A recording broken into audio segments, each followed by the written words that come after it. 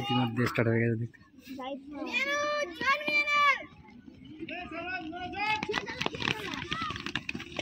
আকর্ষণ দেখো, 200 মিটার দৌড় সম্ভবত, 200 মিটার না যেহেতু।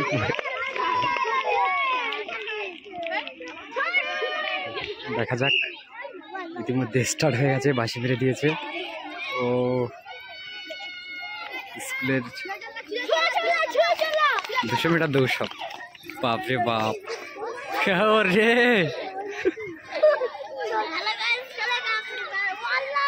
বাবা ইয়ে বাবা পড়ে গেছে। 3 and 2 দৌড় প্রতিযোগিতা, 5 জনা মাত্র। দেখা যাক, স্কুল দৌড় প্রতিযোগিতা হচ্ছে যেহেতু, গঙ্গাচড়ি অয়তনিক প্রাথমিক বিদ্যালয় দেখতে পাচ্ছেন।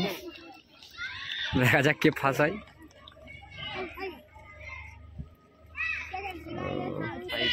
দৌড় দেখা যাক, ওরা ফাউলের মধ্যে দৌড় হচ্ছে কিন্তু, সিনিয়র ভার্সেস জুনিয়র। বাপ রে বাপ, সেই রিয়াকশান। ইতিমধ্যে 200 মিটার দৌড় যেহেতু, মানে এখন এনিওয়ান স্কুলে বাচ্চাদের দেখা পাবে।